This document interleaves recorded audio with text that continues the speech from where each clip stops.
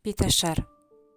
Қараңғы бөлменің бір бұрышында бүрсіп жылап отырған Бануды ешкім басынан сипап, жылы сөздер айтып жұбатпады. Даңғарағыдай іші жиһазға толы керемет үйді жылу жүйесі жылытып тұрғанмен, Банудың жанын жылытатын ешкімі жоқ. Кезінде шат күлкі кетпеген бұл бөлмелер үнсіздікке толы. Осыдан 2 ай бұрын Банудың әке-шешесі көрші ауылдағы ағайынның тойына барған еді. Жолда көлік апатына ұшырап, екеуі бірдей көз жұмды. Бану бұл отбасының жалғыз қызы еді. Енді отбасының жалғыз мүшесі болды. Қайғылы қазадан кейін 2 ай өтсе де, Банудың көзі құрғамады. Тым болмаса, жақын тартып араласатын туыстары да жоқ. Бану 11 сыныпты биыл бітіреді. Өзі ай десе аузы, күн десе көзі, тал шыбықтай, қасы көзі қиылған, қазақтың қара домалақ сұлу қызы. Мектепте жігіттер қызыға, қыздар қызғана қарайды. Қолынан өнер тамған, киім пішу, тоқыма тоқуды анасынан меңгерген. Анасы екеуі тіккен киімдерін тіпті таласып, сатып алып жататын еді ауылдастары. Өлінің артынан өлмек жоқ емес пе? Келесі күні таңертең Бану өз-өзіне келіп, болашаққа жоспары жайлы ойланды. Көрші ауылда ағайын туыстары қызды жалғыз қалдырмай өз үйіне тұруға шақырды. Бану келісе кетті. Үйін құлыптап сатылады деген тақташа ілді. Керек жарағын алған ол бірден автобусқа қарай тартты. Әкесінің ағайынды інісі Мұрат аға өте ақ көңіл кісі екен. Банудың қалын сұрап, жұбатып, жақын тартып жатыр.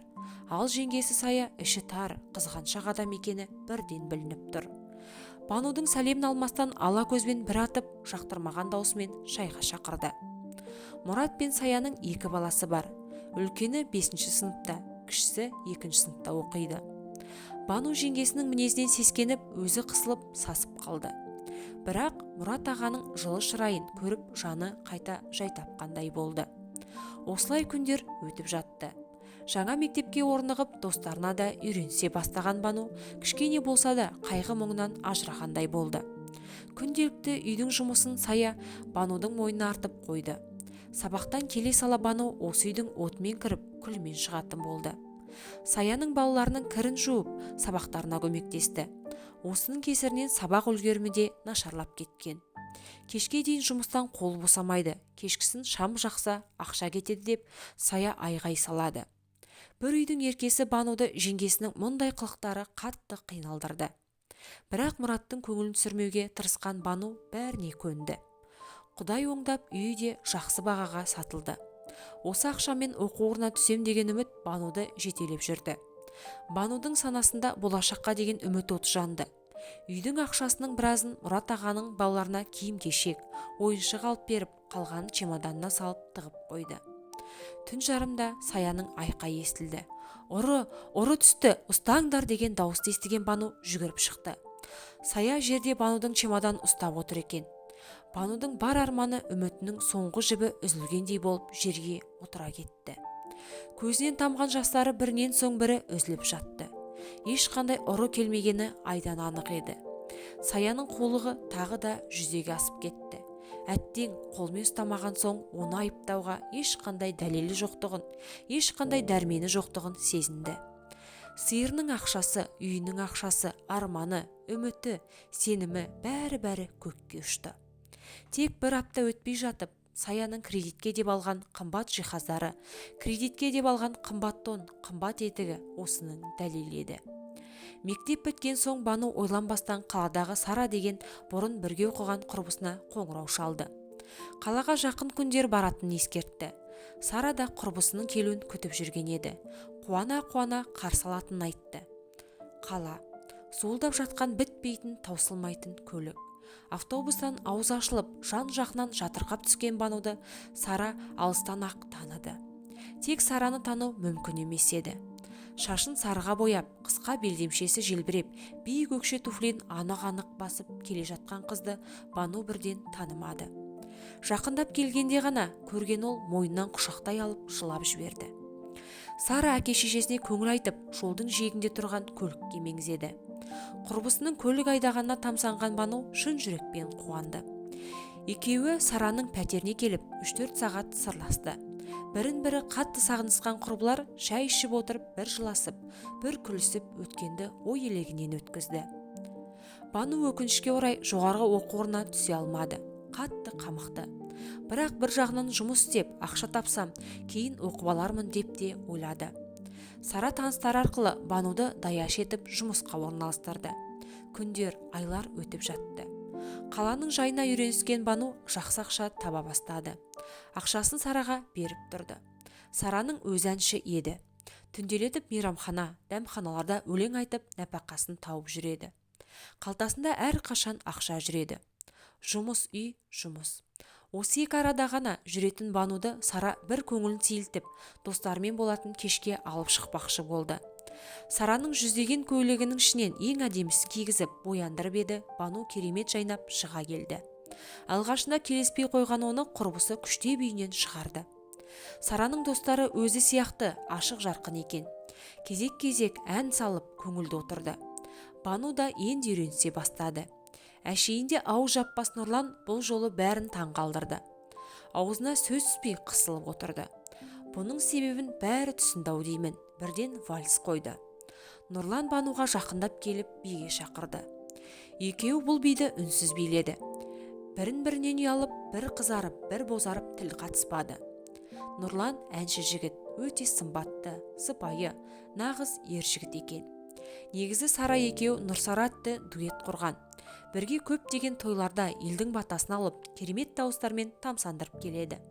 Ал Сара сырттай Нұрланға ғашық. Бұны Нұрлан сезеді, бірақ Сараның қыңыр мінезін онша ұнатпайтын еді. Енді міне бір көргеннен Банудың сұлулығына, биязылығына байланып қалған Нұрланның көзінен махаббат ұшқыны байқалды. Сара да бұны байқап қызғанып, іші оттай күйіп жүр. Мектеп кезінде де Сара ұнатқан жігіттер Бануға көңілдерін білдіруші еді. Тағы да солай болды. Бану да білдірмегенмен Нұрланды бірден ұнатып қалды.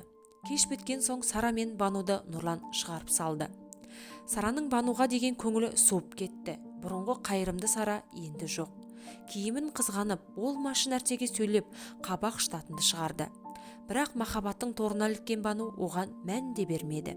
Арман мен қайғылда ұшып жүрді. Бану мен Нұрланның арасында махаббат өрбіді. Күнделікті кездесіп, айлы түндерде қала көшелерін кезетін болды. Нұрлан домбырасына келіп, «Банужан, екеуміз үйленгенде саған беташар жырын өзім шырқаймын. Тыңда міне, былай, тұра тұр бетіңді мынамен жаба тұр» деп киімін жауып қойып, «Айт келін-ау, айт келін» деп шырқай жөнелетін. Көшедегілер таңырқап та, тамсанып та қарап өтетін. Бану киімнің астанда ішек сілесі қатып күліп отырады. Құшақ-құшақ гүлге Бануды қарқ қылды. Екеуі ғашықтар көлінде жүзді. Дүниедегі болып жатқан жағдайларға қарамады. Бейне бір басқа әлемде сияқты. Сара болса Бануды жек көргені соншалықты, тіптен одан құтылудың жолын қарастыра бастаған еді. 8 наурыз. Нұрлан Бануды кешкі 8-де орталық паркке шақырды. Өкінішке орай қаланы білмейтін Бану Сарадан көмек сұрады. Осыны пайдаланған Сара ойланбастан басқа парктың мекен жайын сызып берді. Әдемі киініп, дайындалып Бану кездесуге шықты.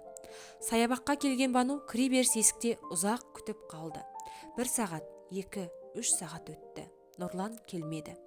Қараңғы түсіп қалған еді. Ал Сара бұл кезде Нұрланға телефон шалып, Банудың басқа жігітпен кетіп қалған, оған сатқындық жасаған айтты. Нұрланның қызғаныштан көзі қарауытып, естігеннің бәрін шын көріп тұрды. Бану қатты тоңып, көзінен жас тамшылап подъезге жақындап келе жатты. Нұрланға ашуланып, бір жағынан бір нәрсеге ұшырап қалды ма деген ой көңілінен кетпеді. Кенет бұрылыстан шамын жақпай ұшып шыққан көлік оны қақты да кетті. Көзін ашса, палатада жатыр екен. Жанында медбикеден басқа ешкім жоқ. Аяқтары қатты ауырып тұр. Жай басып көтеріп қарап еді, есінен танып қала жаздады. Екі аяғын тізеден төмен кесіп тастапты. Бар даусымен айғайлап жылай бастап еді, медбике құшақтап жұбатты. Қайтсын, жанында демеу болар ешкім жоқ. Медбикенің аяныш сезімі еріксіз құсты құшақтап жылы сөздер айтқызды. Аспан жерге түскендей бүкіл әлем одан теріс айналғандай еді. 1 апта жатты. Осы 1 аптаның ішінде ешкім келмегені жанына батты. Әттең, әке шешем-ай, жанымда болсаңдар, жылы құшақтарыңмен жылтар едіңдер. Мейірімдеріңді сағындым. Неге мен? Неге? Бір кезде Мейірбике сүйінші сұрағандай: Бану, жігітіңіз кеп тұр, деді. Өз құлағына өзі сенбеген Бану ұшып тұрайын деді. Бірақ аяғын көріп көңілі қайта түсті. Палатаға кірген Нұрлан Банудың жанына ақырын жайғасты. Бану қуанып қолынан ұстайын деп еді, Нұрлан қолын тарта қойды да: Қалайсың, деді. Өзің көріп тұрсың ғой, деп Бану жылап жіберді. Кешір Бану, мен қоштасуға келдім, деген Нұрланның сөздері жығылғанға жұдырық болды. Кішкене болса да жанына жұбаныш іздеген Банудың жүрегі қақ айырылды. Нұрланның соншалықты қатыгез екені ойы түгіл түсіне кірмеген еді. Кешір, ата-анама сау келін керек қой, сен де мені түсінші, деді. Бану үн қатпады. Терезеге тесіліп қарап жатты. Көзінің жасын сүртті де: Кете бер, бақытты бол, деп нақ-нақ жауап берді. Осыны күткенде Нұрлан тұрды да шығып кетті. Бану бұдан соң жыламады. Қайта мұндай сатқыннан дер кезінде құтылғанына тәуба дейді. 2 аптада соң дәрігерлер қыздың жағдайын біліп, мүгедектер арбасын тауып берді. Ауруханадан арбамен шыққан қыз бірден Сараның үйіне тартты. Сара есігін ашты да: Ренжіме Бану, мынау киімдерің, менімен бірге тұра алмайсың, саған бір адам қарау керек қой, деді кемсітіп. Бану Сарадан осыны күткен еді. Себебі оның Сараның көлігі қаққанын сезген. Киімдерінің арасынан тек керектілерін теріп алайын, көтере алмаспын деп ойлаған Бану киімдерін ақтарып отырып, анасы екеу тіккен көйлектерді көріп, көңілі босап кетті. Бар ішіндегі жиналған қайғысын көйлектің бетіне басып отырып, жылап шығарып алды. Мұны көріп тұрған Сара еш аяушылық танытпады. Қайта Нұрланға қолы жететінін сезініп қуанып тұрды. Тіккен киімдерін Бану орталық базардың алдына жайып қойды. Мүмкін мүгедек тіккен көйлектерді біреу аяп сатып алатын шығар деп ойлады. Негізі осы отырысына өзі қатты қынжылды. Киімдеріне мән беріп жатқан ешкім жоқ. Бірақ сұлу қыздың бұл отырысы көбісінің көңілін жабырқатты. Кеште батып қалған. Қалтасындағы азын-аулақ тиынға жақын жерден барып ыстық нан алып келейін деп арбасының дөңгелегін айналдырып кетті. Нанын алып келе жатыр еді, оның киімдеріне бір өте сымбатты, қымбат киінген үлкен келіншек тамсана қарап тұрған байқады. Жанына ұшып келіп: Апай, бірдеңе іздедіңіз бе, ұнады ма, деп алғашқы жақындаған адамдарына қуанып кетті. Бұл дүниелерді кім тікті, кім тоқыды, деді. Мынаны мамам, мынаны мен, деп мақтаныш сезіммен көрсетіп жатыр еді. Майра сүйсініп: Менің салоныма жұмыс істейсің бе, деді. Алланың өзі жіберген бір мүмкіндік екенін түсінген Бану қатты қуанып кетті. Салоны керемет екен, іші үлкен, Майраның қол астында 6 қыз жұмыс істейді екен. Тек байлар киінетін салон ау шамасы. Бану бірден тігілген, пішілген киімдерді қызықтап кетті. Майра Бануға таза киім беріп, қызды жөніне келтірді. Бірден жалақысын келісіп алды. Бірақ қазір Бану жалақыны ойлап тұрған жоқ. Қалай базарда түнеймін деген қорқыныштан құтылғанына қуанып отыр. Майра өте ақкөңіл, қайырымды келіншек. Жалғыз ұлы бар. Ол шетелде дәрігер болып жұмыс істейді екен. Бануды қызындай көріп кетті. Банудың да қолынан өнер тамып тұр емес пе? Оның тіккен бұйымдарына сұраныс тартып, Майраның ісі оңға басты. Майра ұлы Сәбитті әуежайдан күтіп алды. Жолай болған оқиғаларды Бану жайлы бәрін айтып берді.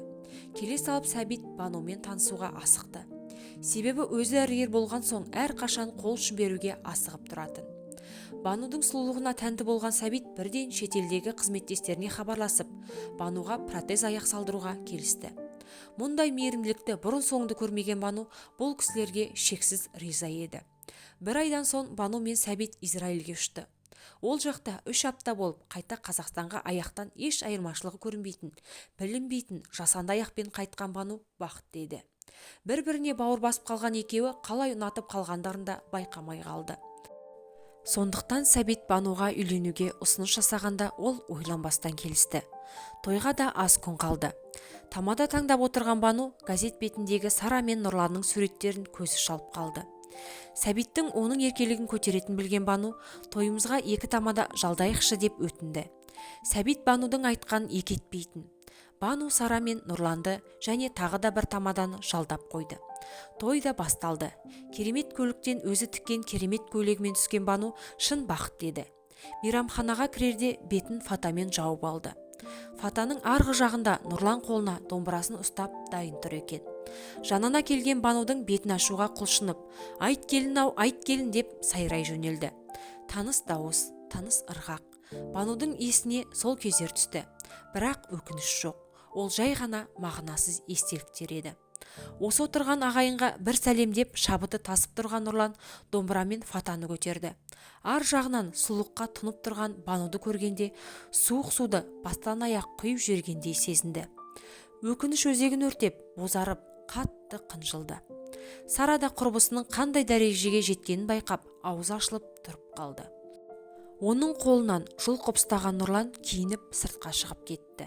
Ол кезде Сәбит пен Бану бақыт вальсында айналып жатқан еді. Дүние кезек, бәрі өткінші. Тек үмітіңді үзбесең болғаны.